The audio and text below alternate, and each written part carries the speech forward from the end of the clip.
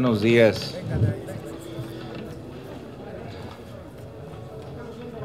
Quiero comentar que acaba de concluir nuestra reunión previa, en la cual obviamente vimos una gran cantidad de asuntos, por supuesto, algunos asuntos que en ese momento ocupan espacios de comunicación de manera importante, y sí quiero decirles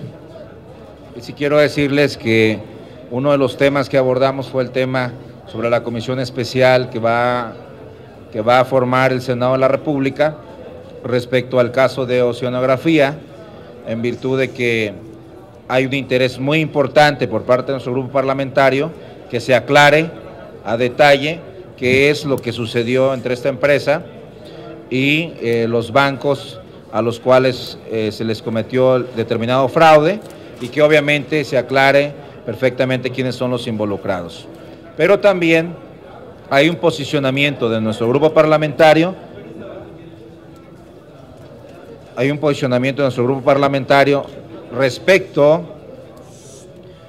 respecto a la propia reforma energética en materia secundaria, porque independientemente de que esta situación se esté presentando mediáticamente, hay un tema de fondo que nos preocupa, y que es que el gobierno federal quiera empequeñecer, achicar la reforma que hicimos a nivel constitucional en materia energética.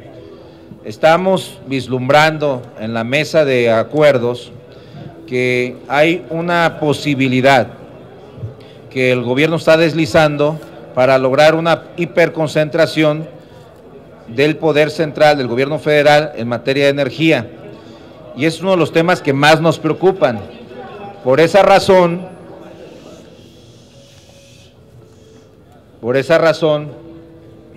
la mesa de negociación en materia energética tomó la determinación el día de hoy de levantarse de la mesa de negociación hasta en tanto el gobierno, en primer lugar, garantice dos cosas. En primer lugar, que la reforma en materia constitucional va a continuar en su espíritu en las reformas secundarias, y que esa hiperconcentración del gobierno federal respecto a lo que queremos en materia energética se les quite esa idea.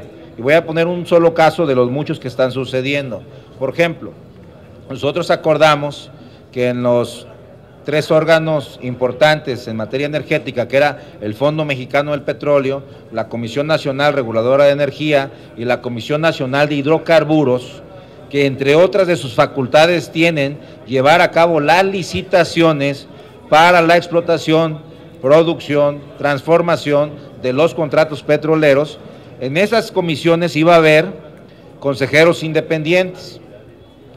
La propuesta del gobierno es que estos consejeros sean nombrados por el presidente Peña Nieto.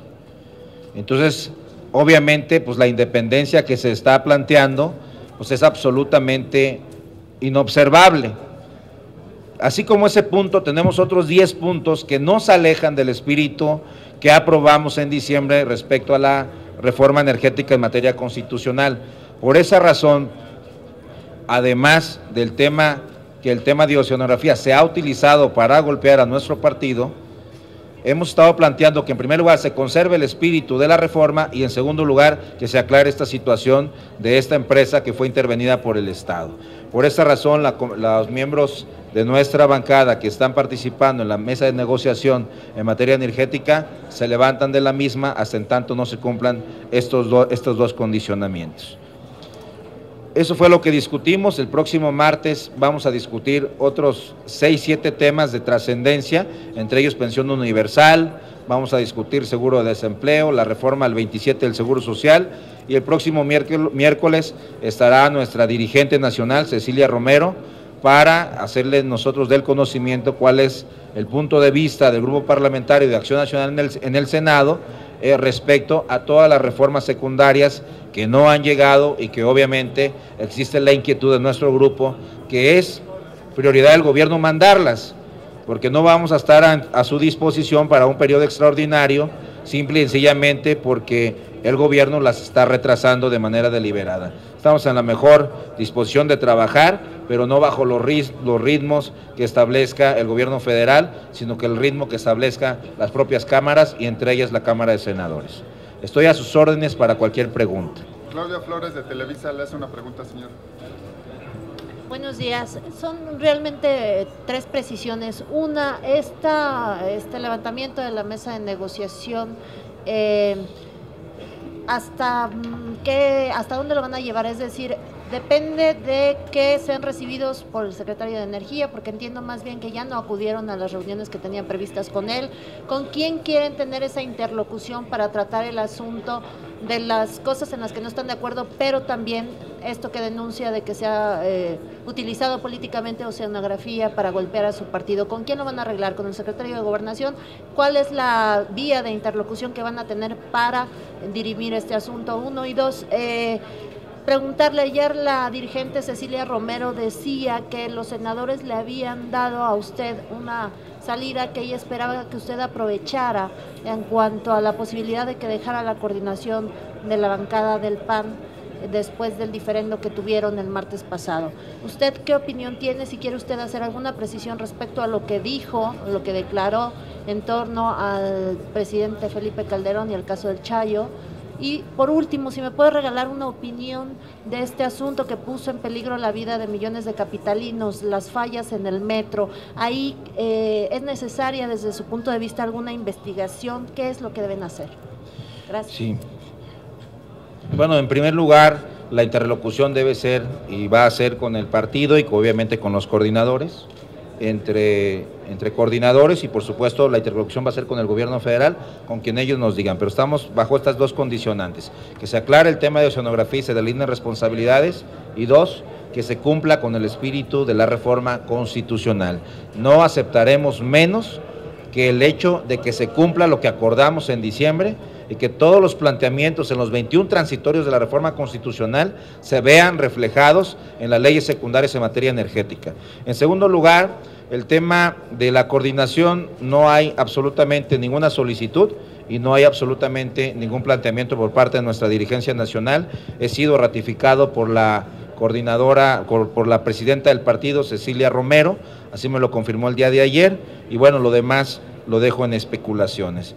Y finalmente, en el tema de la línea metro del 12, creo que el gobierno de la ciudad nos debe una explicación y se debe de abrir una investigación por parte de la Auditoría Superior de la Federación para que revise el tema concretamente de lo que sucedió con esta compra de trenes que no se adaptaban a las vías del ferrocarril o del metro. Y creo que sí es muy lamentable que se haya puesto en riesgo a tanta gente por negligencia, por irresponsabilidad o por corrupción. Creo que es un tema que no se debe soslayar y dejar pasar así de manera sencilla, decir, ay, nos equivocamos de tren, o no sabíamos que las llantas eran más grandes, no sabíamos que era 88 toneladas más pesado que el otro.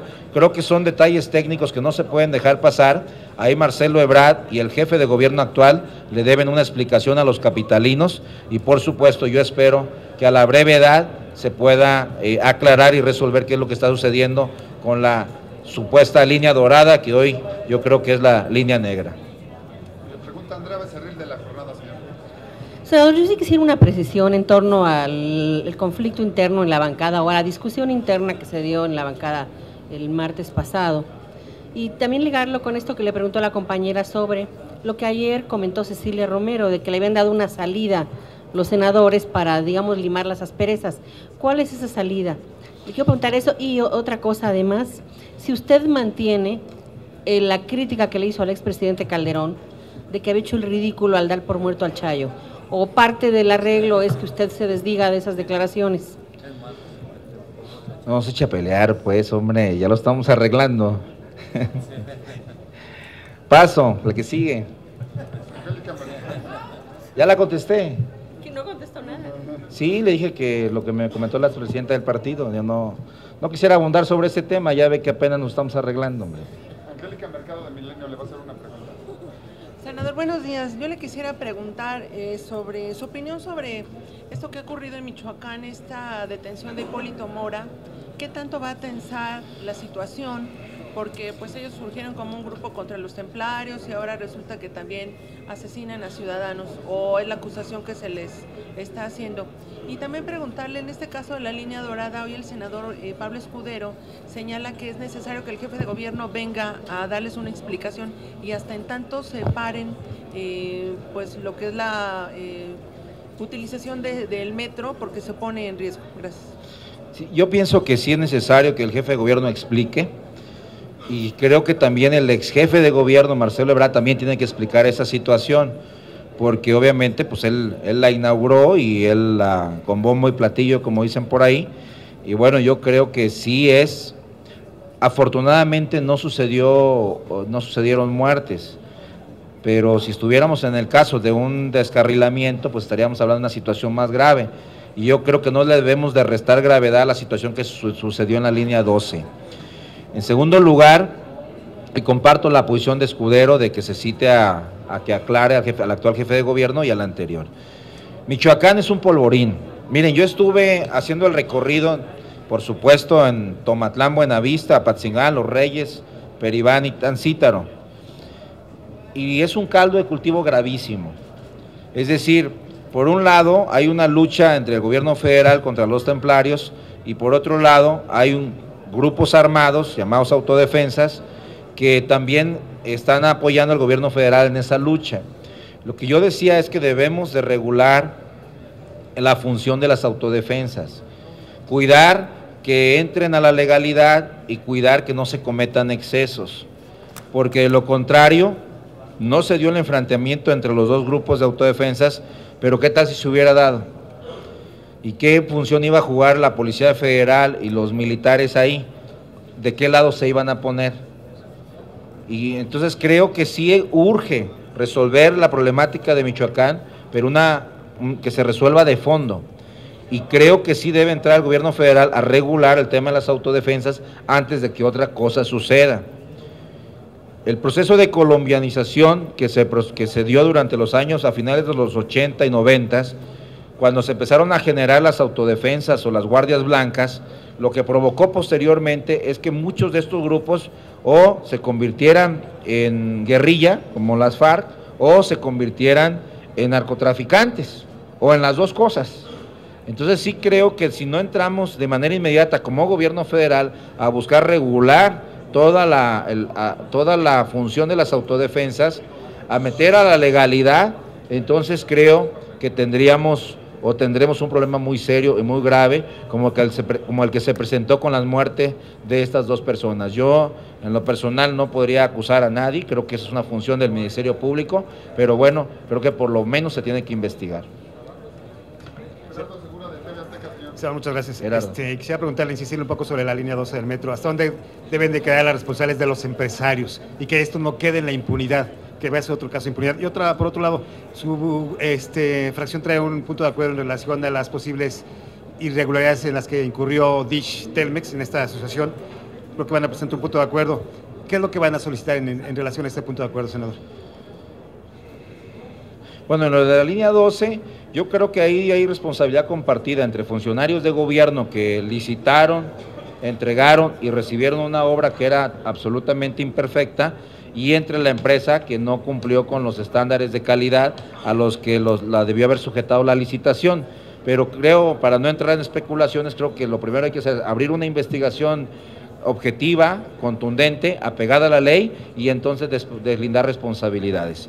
En lo del tema del punto de acuerdo del grupo, no lo tocamos, por lo menos en esta sesión, no sé si vaya a subir hoy o no, creo que va a ser materia de discusión en la siguiente sesión, no creo que veamos eso, pero no hemos entrado al fondo en este tema, por lo menos como grupo parlamentario. Cuando menos están solicitando que vengan a comparecer los integrantes del IFETEL, tengo entendido, para ver si caen en ilegalidades en esta supuesta, o en esta alianza Telmex-Dish. No lo discutimos hoy, no sé si se vaya a la siguiente semana, pero hoy en el grupo parlamentario no fue materia de discusión. Senador, para pedirle si nos puede regalar un poquito más de detalle sobre las cosas que el gobierno federal ha colocado sobre la mesa para diluir el espíritu constitucional de la reforma energética. ¿Ustedes estarían por que fuera el Senado el que estuviera en el nombramiento de los consejeros independientes y no el Ejecutivo? ¿Y qué otros temas o qué otras señales tienen ustedes que les dejan ver que el gobierno ya de alguna manera se arrepintió de abrir el sector? El gobierno sí quiere abrir, pero lo que quiere es concentrar, es decir, que las facultades, ciertas facultades, no quiero hacer la enumeración completa, pero luego llegar un documento completo con unos 6, 7 puntos en los que nosotros no tenemos coincidencia. Menciono 2, el tema de los nombramientos de los consejeros independientes o comisionados independientes y el tema de la ley de contratos. O sea, nosotros queremos que cuando se hace un contrato con una empresa nacional o extranjera respecto a bienes públicos que se van a ceder para ser explotados y pagados por estas empresas, pues los contratos deben ser muy cuidados.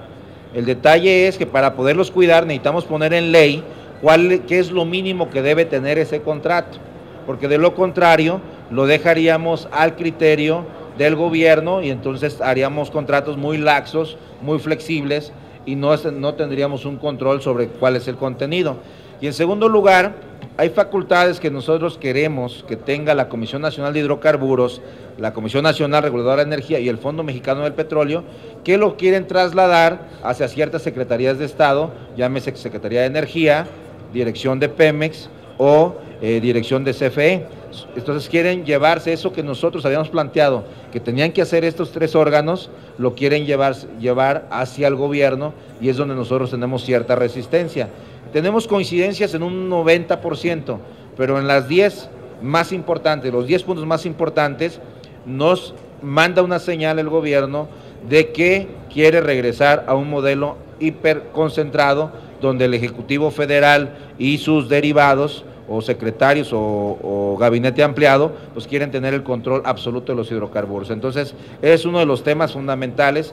De hecho, tenemos la creencia que el tema de oceanografía pues es un método para meter presión, para que no exijamos estos puntos que vamos a plantear o que estamos planteando y por los cuales la mesa de la Comisión de Energía se levanta hasta en tanto nos dé garantías el gobierno de que estos puntos que estamos señalando se van a cumplir como lo dejamos escrito en los 21 transitorios de la reforma constitucional en materia energética.